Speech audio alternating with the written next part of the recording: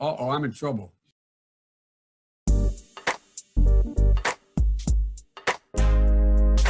This is an island surrounded by water, big water, ocean water. Trust me, I'm like a smart person. I'm very consistent. I'm a very stable genius. I had the best words. Tolerizing. I know words. Mike Pounds. I hope they now go and take a look at the oranges of the investigation. But there's no better word than stupid. Anonymous, really anonymous. I'm very highly educated. One of the wettest we've ever seen from the standpoint of water. Had the best words. God bless the United States.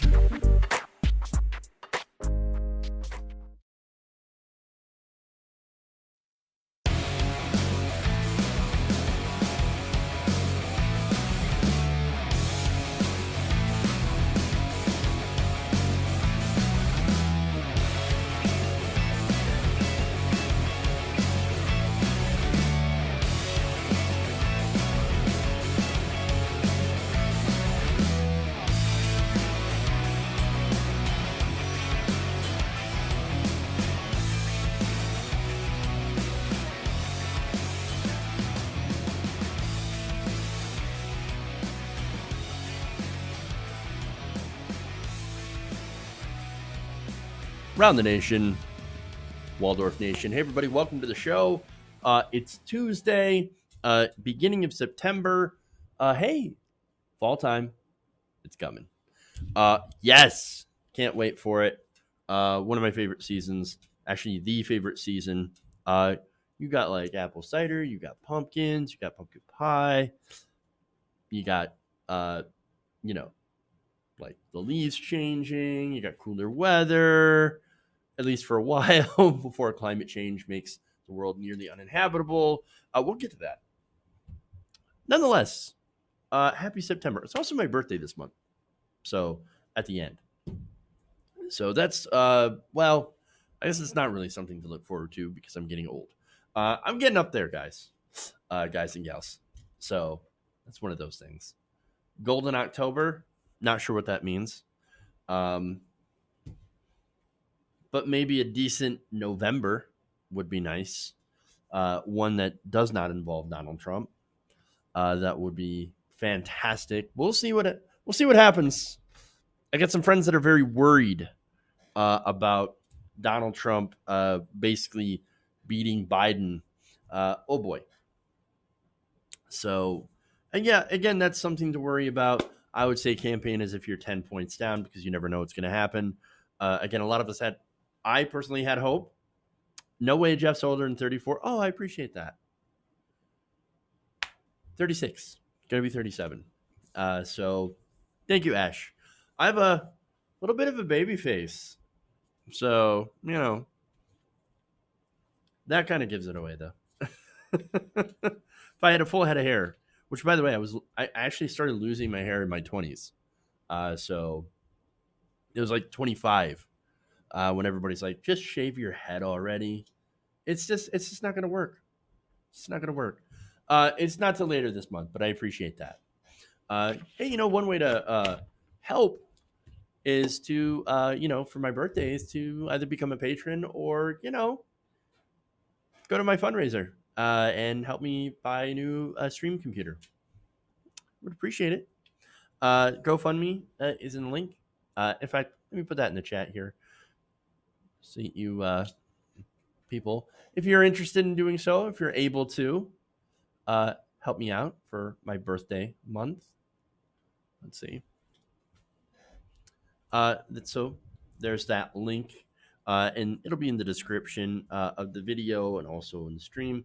So all that stuff. Yeah, it did work for Patrick Stewart. That is right. And he was the best captain, in my opinion. Anyway, followed by Cisco. Then you had Janeway, then Kirk. And then there's that one guy on Enterprise Archer. But yeah. Anyway, nerding out for you guys, but that's kind of what we do here in the show. Super chat here already from Kathy Harvey. 25th Amendment now. You must be referring to the insanity of the interview that we're going to talk about. So we are going to do that. We're going to talk a little bit about Donald Trump's new insane conspiracies. That's fun times, as always. Then we're going to go and talk about how the post office, well, it turns out, not a conspiracy theory. We have more ties that tie the Republicans into picking Louis DeJoy into destroying the post office. So we're going to talk about this. Happy birthday, Monica G. Happy birthday. That's awesome. September is a fantastic month. So for birthdays. So thank you. August Hirschkorn reminds people to phone bank for Alex Morris and Ed Markey. Yes. So we have an election going on in Massachusetts. And so very important. Two progressives. Ed Markey's trying to keep his seat from Joe Kennedy III. And so, we've got that guy trying to muscle in on a progressive. By the way, Joe Kennedy III is like super neoliberal trash. So I would vote for Ed Markey, who is a actual real progressive and a pretty good member of Congress. And so Alex Morse as well. You guys remember doing a story on him trying to unseat a Democratic incumbent, and Richard Neal, I believe, and then manufacturing a supposed scandal. And so I hope Alex Morse and Ed Markey kick ass today, but they can't do so unless you actually you actually vote. So, all right. Anyway, let's dive in. Let's start out with Donald Trump's interview.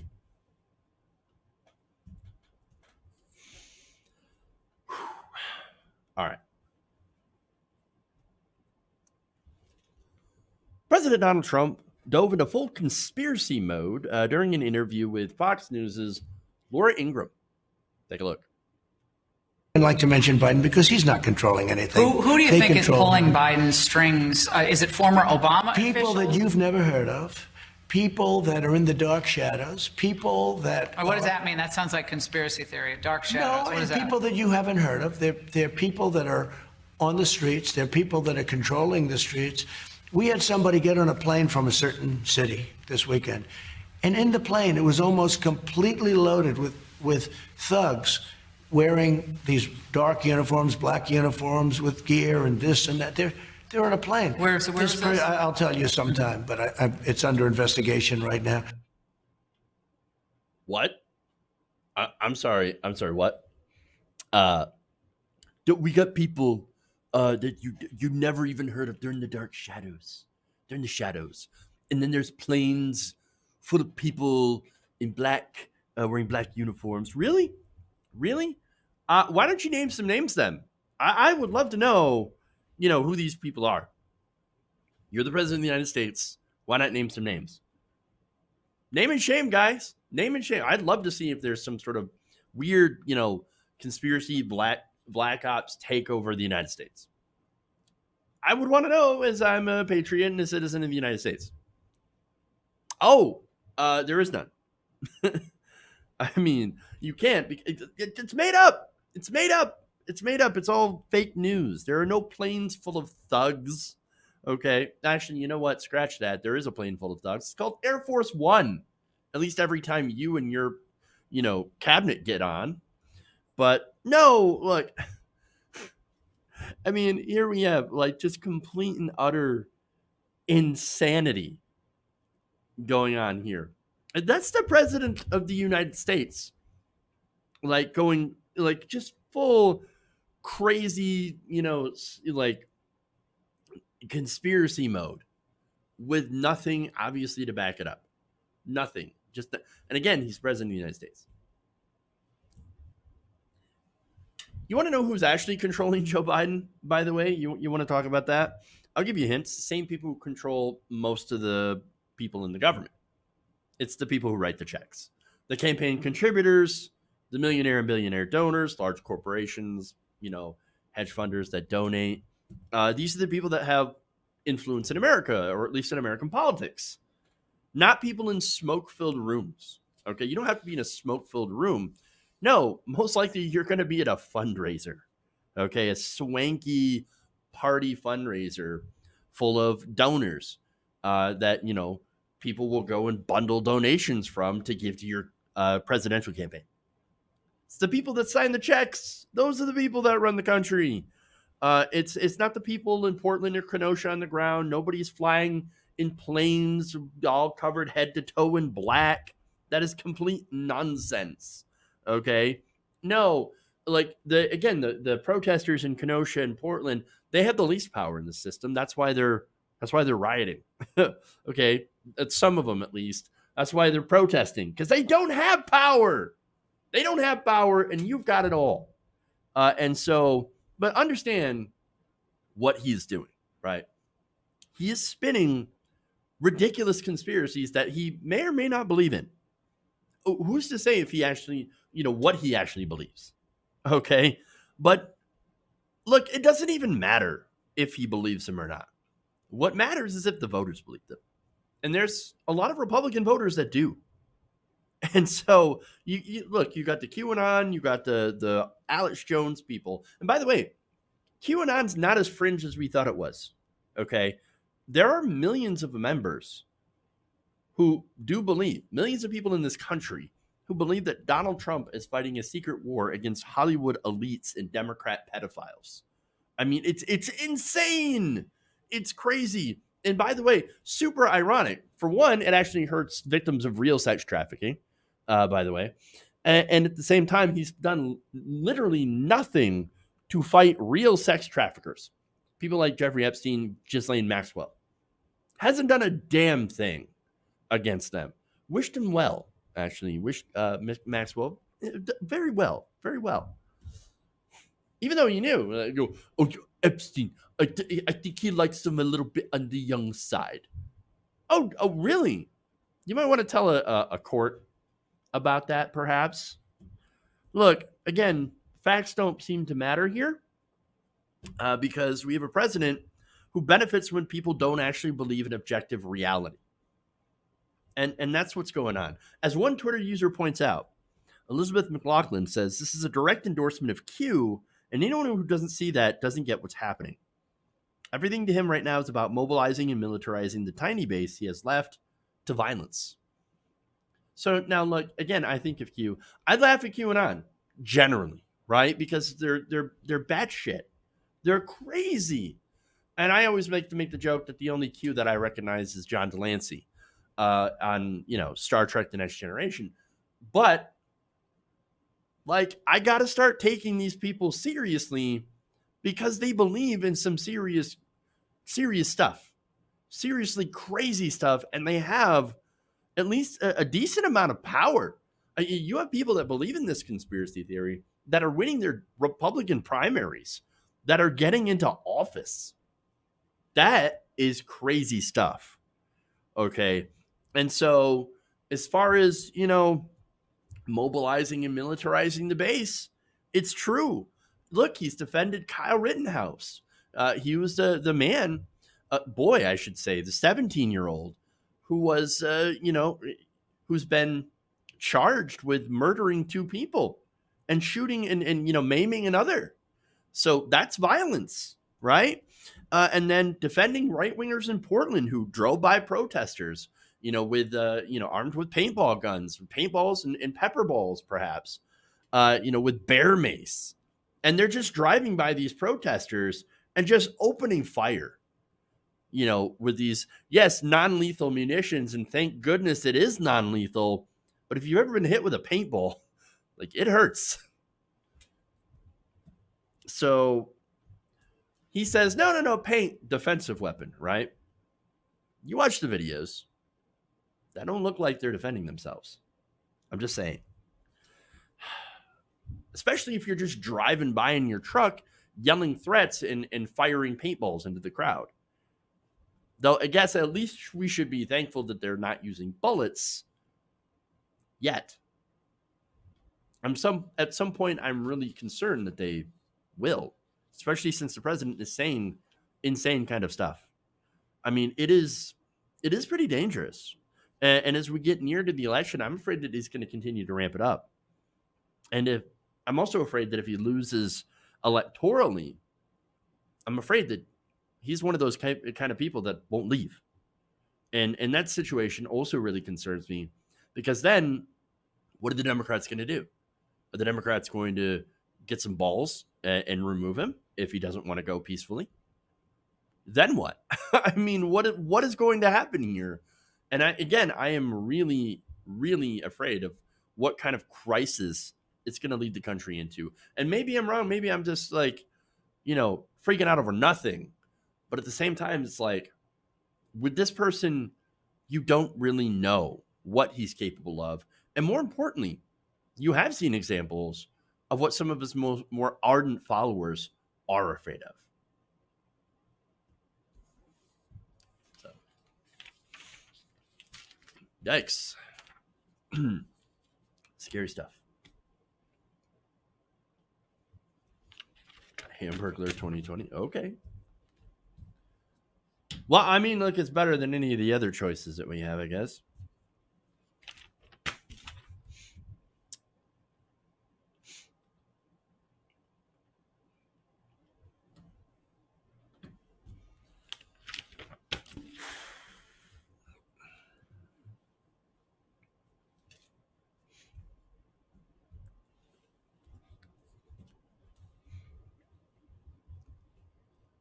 So if you've watched the show before, you've heard me discuss what I believe is a concerted effort to dismantle the post office before the 2020 election, or at least vastly weaken it, right?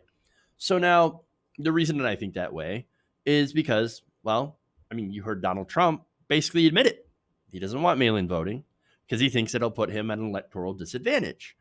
But also because Republicans have been targeting the post office and other public utilities or public services because they stand to profit personally from privatization, right? So now the response from Republicans and others are basically, you guys are just making up conspiracies, right? You've got Donald Trump derangement syndrome. Trump, I mean, look, he couldn't have, he didn't actually appoint DeJoy to destroy the post office because, look, it wasn't Trump that just unilaterally put him in there. He had the USPS Board of Governors. And you've got Democrats and you've got Republicans on that board. And it was unanimous that they were okay with DeJoy. And so, it's got nothing to do with the election or Donald Trump winning or destroying the post office. You liberals are just going crazy. Well, I don't know about that. There's still one piece of evidence to back up the idea that DeJoy was put there to depress the vote or to suppress the vote. So now, what piece of evidence is that? Well, it's a new corporate filing, right? That was released on Monday that revealed that the chairman of the U.S. Postal Service Board of Governors happens to be also listed as a director of the Senate Majority Leader Mitch McConnell's super PAC, the Senate Leadership Fund. So this is Duncan, right? So hold on a second. Let me get his full name, which for some reason I didn't have on this, which is kind of strange. So you've got, the chairman of the USPS Board of Governors. I didn't notice that they didn't actually have his full name. It's Robert Duncan, right? And so Robert Duncan previously served as general counsel and then chair of the Republican National Committee, the RNC. And so he's given a lot of money. He served in very powerful Republican positions. And now the chairman of the U.S. Postal Service Board of Governors. So, no, he was put there. And Now, let me give you more information, right? So, as I said before, he previously served as general counsel and then chair of the Republican National Committee from 2002 to 2009, when the committee and its state counterparts supervised an unprecedented escalation of voter disenfranchisement efforts in swing states. One of the tactics was manipulating mail-in voting. Interesting. Duncan was also listed earlier this year as director of American Crossroads, a super PAC that is backing Donald Trump in the 2020 election, according to CNBC. So now Duncan from Republican McConnell's home state of Kentucky was also handpicked for his role by Donald Trump, or the Trump campaign, as Postmaster General. His board of governors picked the Postmaster General, Louis DeJoy, who again was also a prominent contributor to the Trump campaign. And it turns out most members of the Postal Service Board of Governors have numerous ties to both the Republican Party and to Trump's associates and the administration, according to CNBC. So, would you look at that? Interesting. It's almost as if the board has been stacked with people who, have a vested interest in destroying the post office, or at least privatizing it, or vastly minimizing the role of the post office. Weird. So now, again, you might think, oh, come on, you don't really know that, right? You don't really know the other members of the board that also approved DeJoy, whether or not they have ties to, the companies that would be direct competitors and that would benefit financially if the post office were to, stop doing some of what it was doing. So now I remember talking about this before and saying that I could see a place where, or a situation where the post office would be basically relegated to a role of only delivering mail, the things that the snail mail that is very costly to do, by the way, to, rural areas, right? And that would be basically their only role. And so they would continue to, of course, lose money and lose their independence. See, right now, of course, they're generally not federally funded, right? They've needed some emergency bailouts, and that's federal money that would go to them. But generally, as a post office, it hasn't really run on federal money, on taxpayer money. It's run by its own money. And so there's that. Okay. And so, well, now they're in a situation where they have to front load their retirement benefits for their employees by about 75 years. And so that's a situation that no other public service or private corporation has to bear. And they couldn't bear it and still somehow operate in the black. They would be in the red, just like the Postal Service is in the red right now. They need $25 billion. And guess who's blocking them? Mitch McConnell, as well as, of course, President Donald Trump. And so, nonetheless, Republicans, the response is they're saying, oh, no. It's just all a conspiracy. It's all a conspiracy. Fascinating, right? So now, look, you might ask what about the Democrats on the board, right? No, I don't really have a lot of information about the Democrats on the board. Let's be honest. I don't know if they have financial interests as well. It's not as if Democrats, or I should say, it's not as if Republicans are the only ones that can get bought out by companies like UPS or FedEx or any direct competitors to the post office. It turns out they can also be corrupted by corporate money. And so maybe they do get some money from competitors from the USPS. Maybe not. Maybe they didn't understand the Republican plan. They didn't understand what the lengths that DeJoy and Trump were willing to go to sabotage the post office.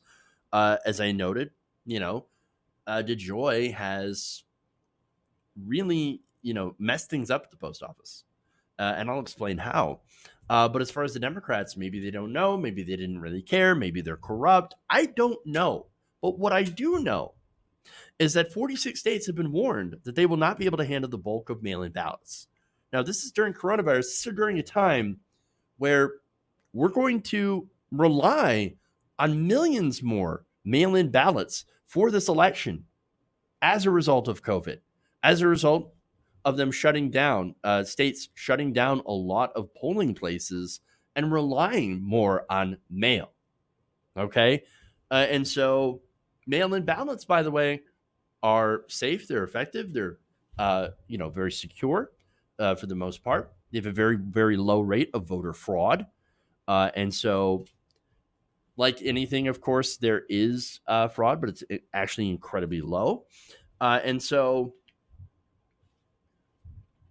not only that, by the way, that they also allow more people to be able to vote, as you don't have to wait in line. You don't have to, travel to the polling place that may or may not be closed. And so, actually, would increase voter turnout, which is one thing the Republicans can't stand. And so, again, what I do know here is that the changes that DeJoy has made to the post office have been disastrous. 46 states have been warned that they would not be able to handle the bulk of mail-in ballots. A number of states, 21 of them, are suing the post office over these delays. We also know machines have been disabled. These are sorting machines, possibly even destroyed. Overtime has been ended, causing a backup in deliveries when it comes to mail and sorting mail, which of course leads to even more backups. And that coincidentally, all of that seems to help Donald Trump in an election that will, of course, feature a huge surplus increase in mail-in ballots. I mean, sure, it may be a coincidence, but it'd be a hell of a coincidence that all of this seems to happen to help the Republicans. And again, I can go by Donald Trump's words when he admitted that he wants to stop mail-in voting. You can also look at the history of the Republican Party when it comes to voter suppression overall. You guys remember, godfather of the modern conservative movement, he talked about, and it's Paul Weyrich, talked about how he does not want people to vote. He wants less people to vote because the more people vote, the less Republicans tend to win. And so I'm not surprised that they're continuing that fine tradition of trying to suppress the vote, along with, of course, gerrymandering districts, doing voter purges, and all that. And now, during COVID, trying to stop mail-in voting. And so, as I said before, they've been going after the post office for decades. It doesn't take a stable genius to figure out what the hell is going on here. Whether it was a long time in the running or Donald Trump just, giving orders or just openly signaling his intentions, as he often does by blurting things out, and Republicans say, hey, you know what? That's a good idea. Let's do this, right? It doesn't really matter. What matters is that it's being done. And the post office and those served by it, as well as our democracy as a result, are in some real trouble. Okay.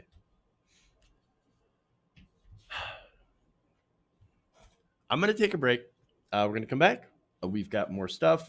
We've got evangelical former Trump supporters speaking out. That's an interesting story. Tiffany Trump gets trolled on Twitter. And then Biden. Is he going to ban fracking? Well, I think we already know the answer to that. But I'll show you the video anyway. So we'll do that after we come back from the break. Stay right here around the nation.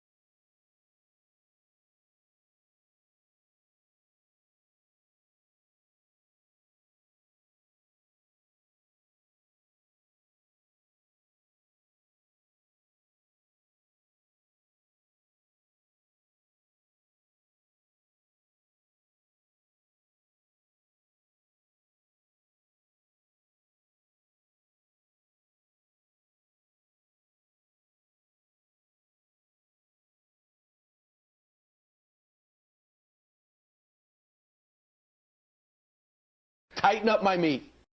I like my meat tight. Why? You're getting nervous, man. Tolerizer.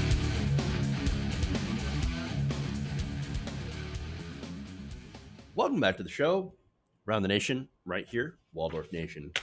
Well, thank you, Trevor. I do appreciate that.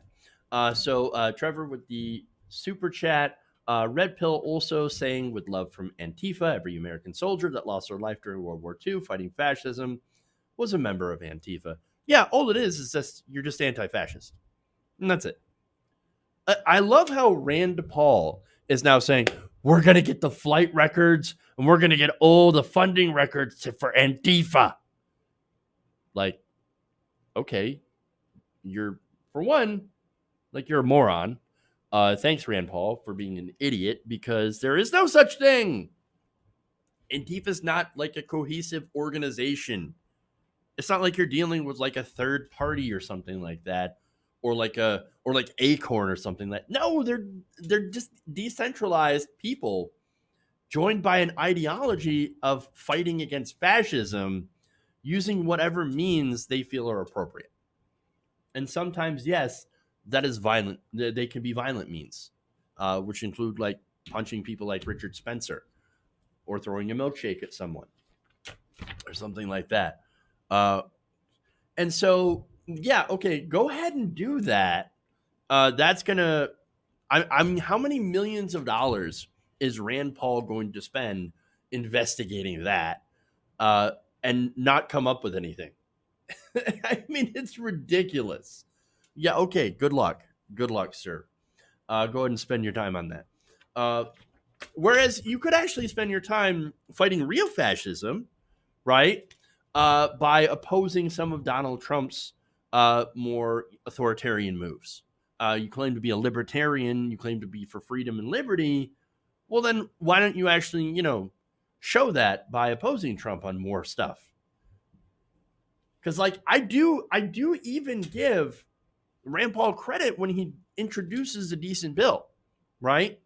I even give him credit for the what is it? I forget what it was. What it was called when he basically went against no-knock raids, right? It was like the Breonna Taylor Act. Well, great. That's great. I appreciate that. But at the same time, like, you're still enabling Donald Trump with most of what you do. And also, like, against anti-lynching laws, which is ridiculous, I know. But anyway, I don't want to get into, like, Rand Paul for, like, the rest of the hour, because then I'll just be, like, yelling at him. I've got other things I need to yell at. All right. Anyway. So let's see.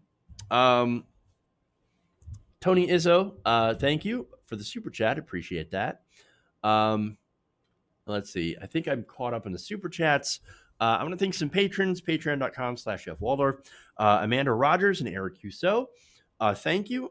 Sabrina and Ernie Wisner for channel membership. That's channel members. You can become one by hitting the join button below. And there you go. All right. That said, let's dive into this next story here. We've got some, I guess, a little bit of Trump grets. Those are always fun.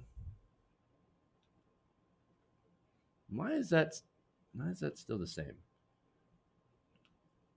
Hold on here. There we go. Now we got it.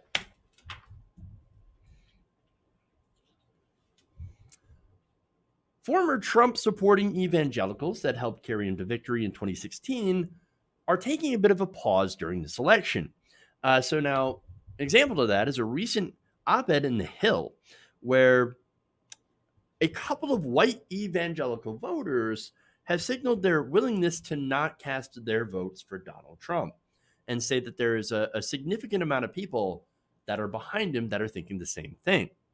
So now this was written by Ryan and Catherine Hurlbert, two such voters, again, who wrote this op-ed to try to explain themselves. So they write, quote, we are white evangelical married couple living in Georgia. So that's Donald Trump's whole base there. We have worked on evangelical missions across various cultural contexts and are absolutely committed to upholding the dignity and value of all human life, including those who are not yet born.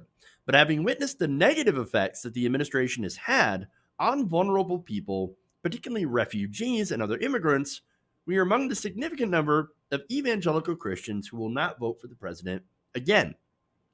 So now that is very interesting, right?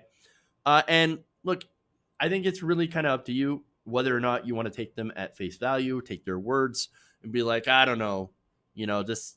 Yeah, they might say this in public, but they're still probably just going to pull the lever for Donald Trump, and so I don't really know if I buy it. I can understand the skepticism. I'm always skeptical of this as well, but let's continue to read on, right? Because they're actually talking about something that's a really important part of Donald Trump's entire pitch to be reelected, or I should say his original pitch to be elected versus his reelection pitch, which is all about law and order. But his first election pitch, which is actually about immigration, right? So now, before I get into that, they did cite a recent Fox survey that found that if the election were tomorrow, his margin of victory with white evangelicals would be 38 points. That's about half, or I should say a little less than half, versus him, or I should say him versus Hillary Clinton. And so 38 points down from his advantage of 61 over Clinton, which is interesting. So obviously we know that they massively broke for Donald Trump back in 2016 and not for Hillary. And now they're saying, well, we're going to start breaking for Biden, or at least breaking away from Donald Trump. Interesting stuff. So now they said that our critical values have not changed since 2016. We were uncomfortable back then with the credible reports of his marital infidelities, his bullying tone, and disparaging comments on immigrants. But we also were, and certainly still are, deeply committed to protecting the lives of children in the womb and the freedom to practice our faith without interference. We felt that we had chosen the lesser of two evils when we voted. Now, I know that argument. I kind of felt the same way when I voted for Hillary Clinton back in 2016. And I'm definitely feeling this way again when I consider voting for Joe Biden in this election. Lesser of two evils. And so they had those people on the same side, or on the other side, I should say, that were saying the same thing. Okay. All right. Interesting. So now they said that while the president has delivered on some issues of concern for us, such as economic reforms and trade deals, basically tax cuts for the rich, and against trade, which is interesting, his immigration policies, they point out, are cruel, undermining his pledges to life and religious freedom. For instance, while we cherish unborn lives, and this is the third time they bring it up, so they are really pushing that. No, we're pro-life, we're pro-life, guys. We're totally 100% pro-life, but even though we don't agree with Donald Trump, and they try to actually frame their disagreement with Donald Trump through that pro-life lens, which I think is actually pretty interesting. They said that while we cherish unborn lives, we also value the lives of thousands of children who were separated from their mothers or fathers by zero-tolerance policies of the administration at the Mexican border in 2018. So they looked at that policy of child separation. They were not happy about that. All right. And look, to be fair, this is kind of what you voted for. I get it, right? He openly signaled that he was going to be cruel to immigrants, that he did not want them to be in this country. And boy, did he deliver. Children in cages, not being given beds or toothbrushes, sexual assault happening to minors, which was rampant, and by some members of ICE. So, I mean, come on. Which leads me to read you the next line. They said that our commitment to life also compels us to do everything that we can to end human trafficking. So they said that the administration has decided to suspend the life-saving elements of the Trafficking Victims Protection Reauthorization Act, the passage of which evangelical Christians proudly championed under George Bush, and the flouting of which evangelical ministries like World Vision and International Justice Mission have decried. So I'm guessing that these people, from what I'm hearing, they're not exactly QAnon, right? So, all right, it's nice to see some Republicans are not into crazy town, haven't bought into that garbage. All right, great. Now, our convictions on life, they also say, are why we strongly believe the United States should continue to be, in the famous words of George Washington, a safe and agreeable asylum to the virtuous and persecuted part of mankind, to whatever nation they might belong. Rather than continue the life-saving tradition of asylum and resettlement of refugees, this administration has shut out persecuted refugees with its immigration policies. So, now, again, pro-immigration, but of course it's going to be pro-Christian immigration or asylum. Okay? And so, interestingly enough, it's kind of the Mormon position, right? Now, Mormons are generally pretty conservative, or at least the voting bloc is, right? However, they view immigration and asylum as pretty important, right? I mean, for example, go back to Ammon Bundy, right? Ammon Bundy he's got a pro-immigration position, right? Very anti-government, but very pro-immigration, and has even signaled support for Black Lives Matter, right? Especially over the police. Then again, shouldn't be all surprising because of Ammon Bundy's previous encounters with police. And so, hey, there's one BLM that the Ammon Bundy boys are actually in favor of. Fascinating. Very fascinating. All right. So now they continue by saying, denying asylum to those fleeing persecution is not a commitment to life, since many are fleeing persecution on account of their faith, and undercuts the pledge of the president on religious freedom. Again, interesting, very interesting perspective here. Now, of course, they note that as the alarming findings from Evangelical Ministries Open Doors and World Relief note, the number of refugees from countries where Christians face the most persecution is on track for a decline of 90% this year versus 2016. Now, notice, again, they're only interested in Christians, right? Coptics from Syria, for example, a lot of them were shut out, right? And conservatives, they talked a lot about that. And I talked about that a little bit too, because I think that all refugees should be welcome regardless of their faith, right? These people are more like, we didn't let enough Christians, and so we should totally do that. Well, why not let in the Muslims as well, and the Jews from that area? If you're a refugee, you should be welcomed here in this country, because we are supposed to be a place where people could come to safely, right? And so, again, I think they should be welcomed. But anyway, at least they're looking at Donald Trump's hypocrisy in this issue, which, again, it is pretty interesting. In fact, they say that this is not what the president promised to evangelical voters. During his first week in office, he criticized the previous administration for admitting too few Syrian refugees and promised to assist them. And then, hours after he made that pledge, and this is classic Donald Trump, he signed an executive order that drastically restricts the number of refugees to enter the United States, including an indefinite ban on all Syrian refugees. Indeed, fewer Syrian Christians have been resettled in almost 4 years of current administration than in the last year that Barack Obama was in office alone.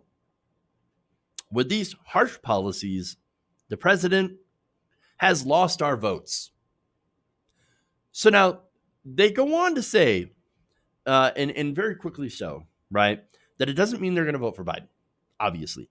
But it says that our conscience will not allow us to vote for Trump again. But they still leave a door open to it. Because, of course, right? Quote, we believe he could change his mind. He could set the refugee ceiling at the historical normal of 95,000. He could restore the asylum program. He could also work with Congress to pass immigration reform based on restitution, advocated by a broad range of evangelical Christians that would create a new legal pathway to eventual citizenship, which Bush and Obama tried but failed to do. These are small things that he could do, right? And so here's these evangelicals saying, we're not going to vote for you unless you do some stuff for us. Now, I wish the progressive left would do a little bit more of that and be like, well, we're not going to vote for you unless we get like Medicare for all, or less, unless we get some more, I guess, to bring you closer to the Green New Deal, things like that. But I don't think there's quite enough of us to be able to credibly make that threat. Whereas evangelicals, there's definitely a lot of those people. And if enough of them do make those threats, that might make the president pay attention. So I'm not sure. Now, they also say it's likely that he won't do this stuff. Quote, we know it might take a miracle for the president to reverse course in his immigration policies at this point, but unless he does so, he will forfeit our votes, and as the polls suggest, many others will.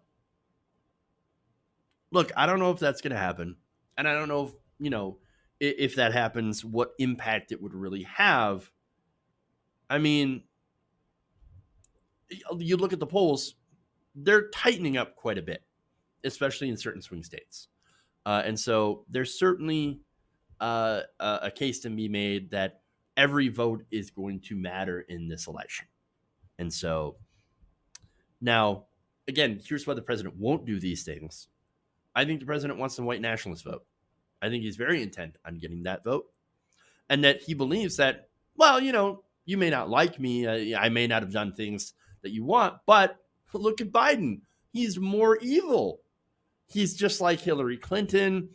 He's, supporting the radicals in Portland and the Antifers and all those people, right? Which, of course, Biden is not. Very clearly not. Biden is about as law and order as you can get. 94 crime bill guy. And he's come out and said, no. Rioting is not protesting. Violence is not protesting. This is an actual quote. And that he was going to use the fullest extent of the law to people caught doing that stuff. And he chose the top cop as his running mate. And so, yeah. But again, Donald Trump, he'll lie to his audience, as he always does, lie to his base, because that's all he really does. And now he's also going to continue to try to get the support of the white nationalist vote. And so why? Because he agrees with them. He doesn't agree with the evangelicals. He's barely even a Christian. Like a lot of Christians, he ain't even a Christian, really, because he doesn't adhere to anything and doesn't even understand hasn't read the books. Now, of course, I'm an atheist. The biggest reason I'm an atheist is because I actually started reading the Bible. But hey, sometimes it has the opposite effect on other people, where the more they read it, I guess the more into it they are. I don't know. I'm just going to say, like, the people that are the white nationalists, they're much more loud. They're very pushy. And Donald Trump, as I said before, agrees with them. He loves the idea of being cruel to immigrants because he believes that it's a political advantage to keep them out of the country. He says they're going to come in, they're going to vote for Democrats, which is not true. They can't vote, and they don't. Voter fraud is incredibly limited. A few hundred, fake ballots or whatever out of hundreds of millions. But he doesn't care. He's not going to take any chances on that. That said, maybe if the polls switch enough and the evangelical voters he believes will follow through, might outnumber the outright xenophobic Republicans who would never, of course, consider voting for Joe Biden. He might switch positions or he might just lie. And it might be effective enough to get people to vote for him anyway. Because again, you've got the lesser of two evils on the Republican side. I don't know. But I do know that this op-ed serves one purpose, and it's a warning. It's a warning to Trump. I'm, again, pretty sure that they're not going to be going to Joe Biden. But there is a possibility that some could stay home. And again, if it's enough, who knows? There's some cracks in Trump's support. That's all I'm saying. Again, it's not really enough to rely on that. I think Joe Biden has to really energize his base. I have a few ideas how, but it's very unlikely that Donald Trump's going to act on them, which is, a real shame, because this election is going to be tight enough as it is. And Trump, I still see him as having a pretty good chance, a very real chance of winning this election and keeping the White House. All right. That said, let's make fun of Tiffany Trump for a short time. Then we'll go to something very serious when it comes to Joe Biden. All right. Social media pushed back on Tiffany Trump after. Let me start that again. All right. Whoops. Social media pushed back on Tiffany Trump after she called out Joe Biden as a liar.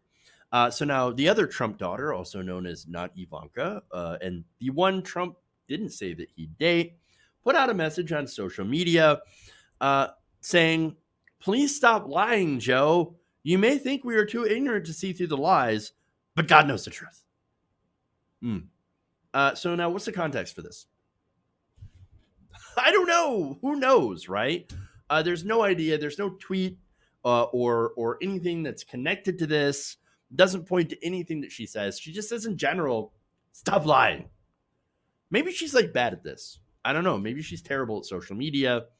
She hasn't really been, a huge fixture of discussion in Republican circles. I don't know. So anyway, she says this, and that's when the internet took notice. So now first, before I go to that, let me point out who's lying more, okay? The Washington Post 2020 fact checker, I'm sorry, not just a 2020 fact checker, but just a fact checker overall, has found over 20,000 lies just in July. That's about 12 false and misleading claims a day. So, it takes dedication to lie that much and that often. At this point, it's pathological. He can't help himself. So the little irony here, right? Because while Biden has told a few whoppers himself, like, for example, saying that, oh, no, I got arrested in South Africa. No, you didn't. No, that's a complete flat-out lie. He clearly did not. His lies, numerous as they are, because he's had a pretty long career, again, saying some pretty false things, doesn't hold a candle to Donald Trump's raging dumpster fire of outright falsehoods. For example, he's lying about COVID-19 even today, right? Lying about Biden's support of Antifa and rioting. He does not support that. Biden did the whole, I condemn violence on both sides. And then also said looting is not protest, rioting isn't protest, and he promised to prosecute them to the full extent of the law. And again, since he has Kamala Harris, the top cop on the ticket, I believe him. Nonetheless, none of that. Facts don't matter, okay? Because they didn't stop Donald Trump from lying about Joe Biden and his positions.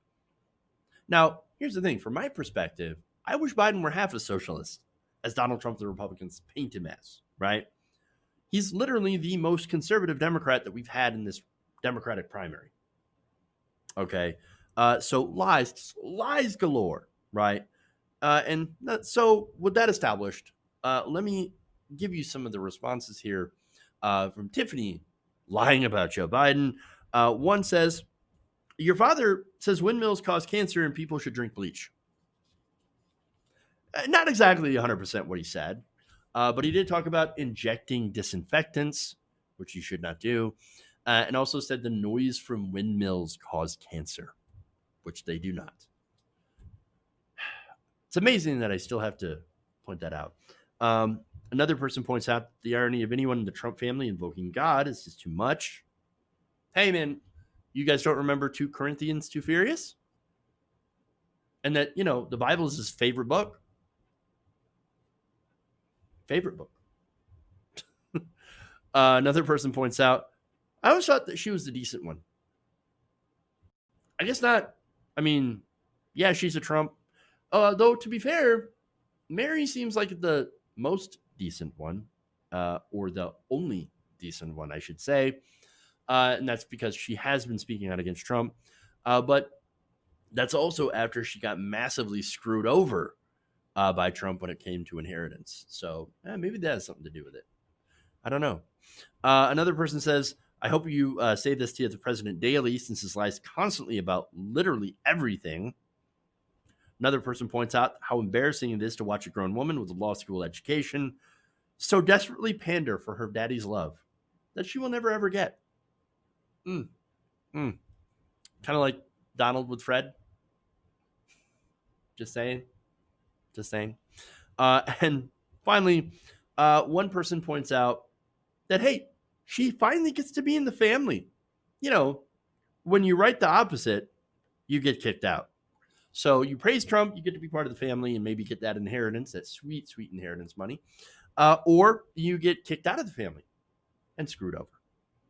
So it is going to be interesting, by the way, to watch that inheritance get fought over by the kids. Oh, they're going to fight over it. Eric and Don Jr. and Ivanka and Tiffany, they're all going to be at each other's throats for that inheritance money once Donald Trump inevitably dies. Like, it's going to be vicious, and I'm going to have the popcorn because I would expect nothing more than a vicious knockdown, drag-out fight for that inheritance because, again, that's what we saw happen with Donald Trump and his family. Fun times.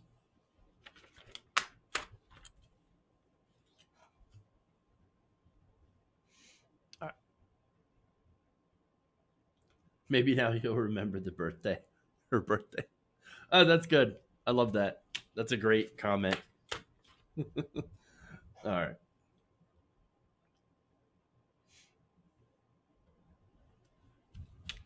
And Barron. I always forget about Barron.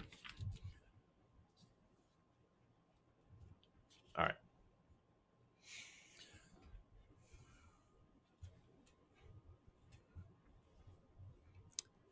Democratic presidential. Here we go again. I cannot talk today. Democratic presidential nominee Joe Biden will not be banning fracking if he wins the election. Here he is in Pennsylvania saying just that.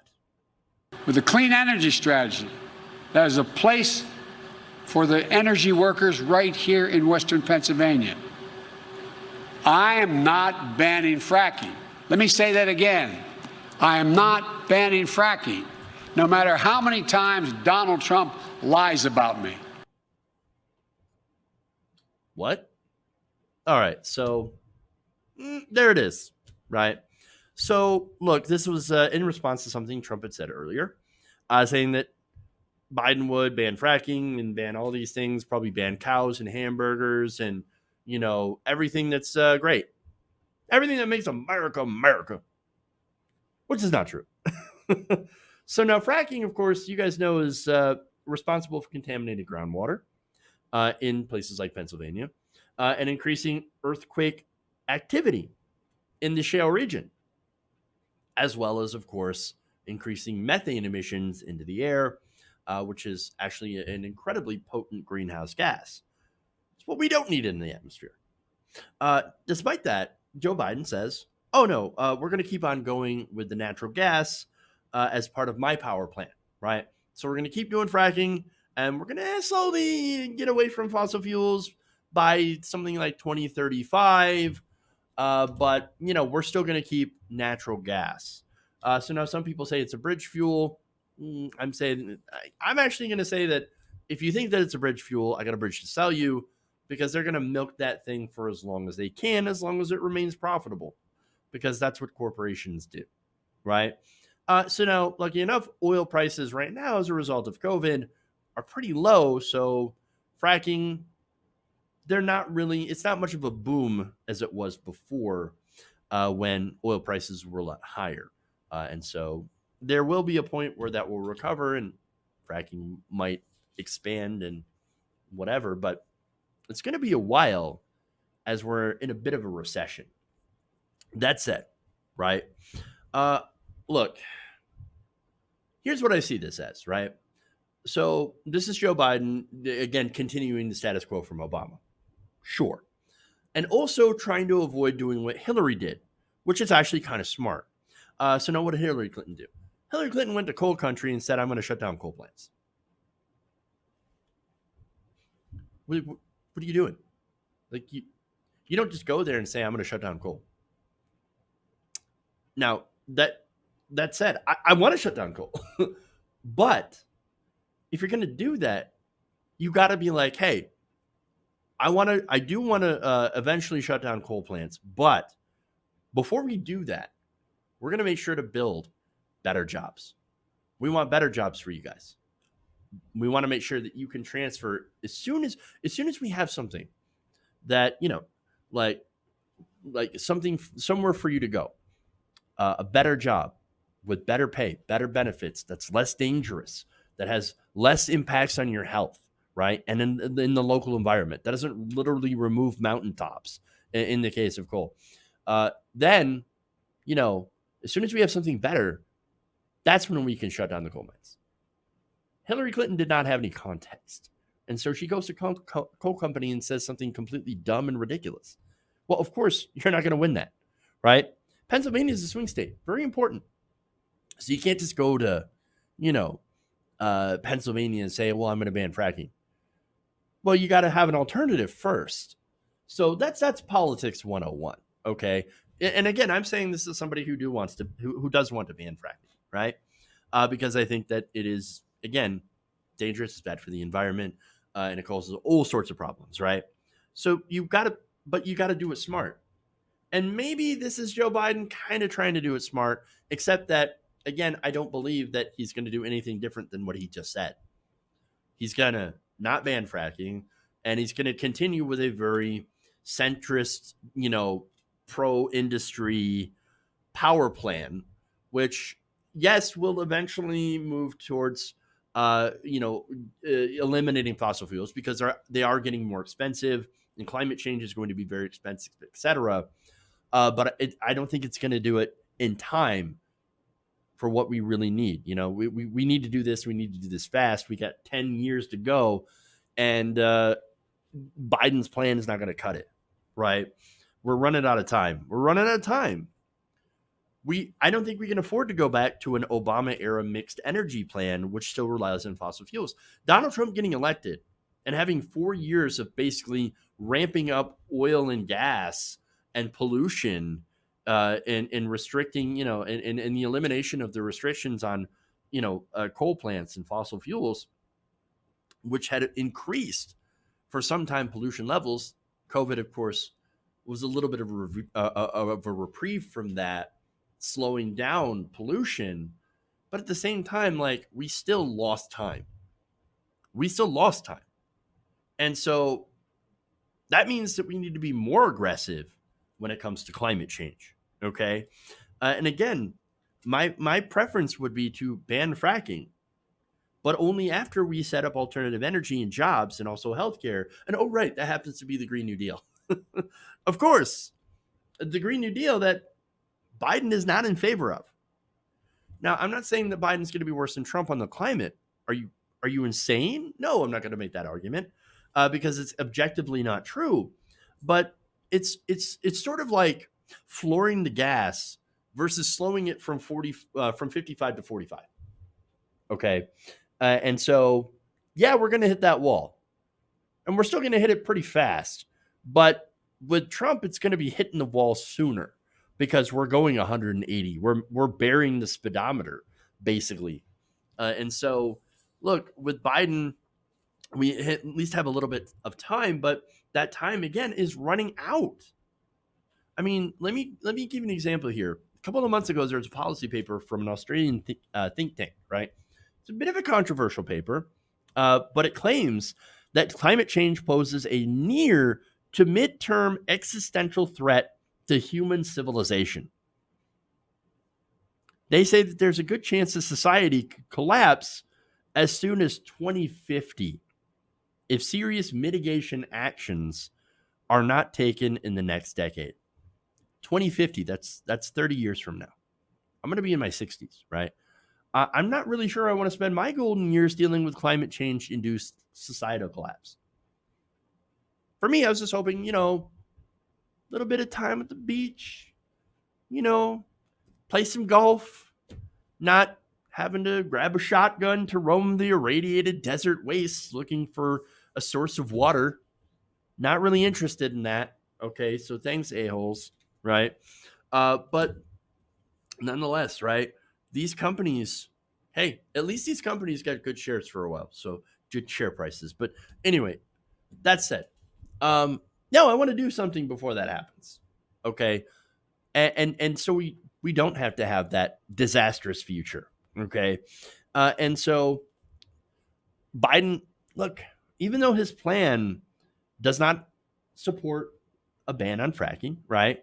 It does call for an accelerated transition away from fossil fuels with several policies, including a target of 100% carbon-free power by 2035.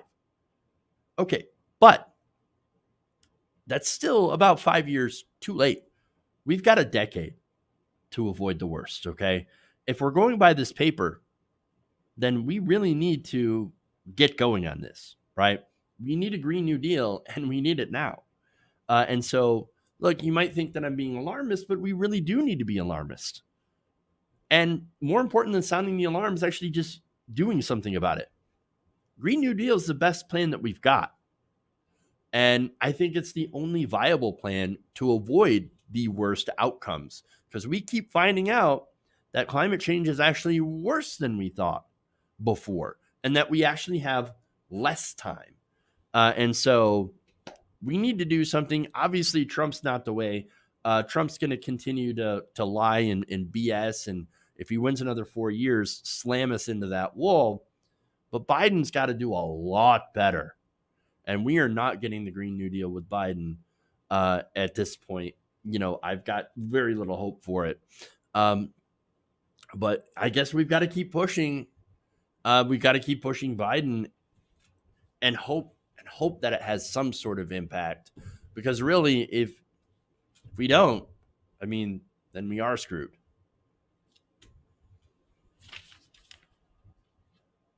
All right.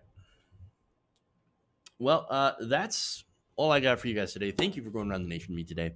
Please like and share the stream if you haven't already. Thank you for the super chats. Thank you for the recent donations to the GoFundMe campaign. I do appreciate that. Let's see where we're at. We're at about 600 out of 2,500. So we got a long way to go. But thank you for those donations the last couple of days, especially one during the stream. That's awesome. Thank you. I do appreciate it. All right. So there's that. Thank you guys for, like I said, liking and sharing. Check out the videos, share those around as well, and all that. But that's it. Thank you guys, and we'll see you tomorrow. And remember, change begins with you. Good night, nation. We'll see you later.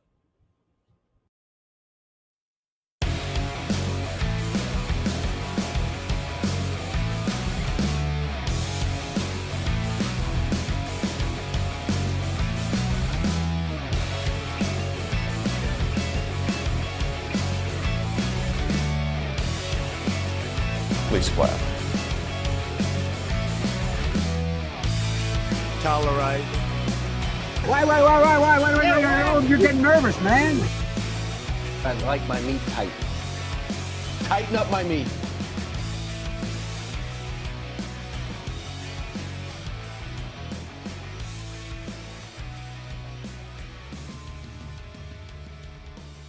You're kicking me out the door. You're kicking me out the door.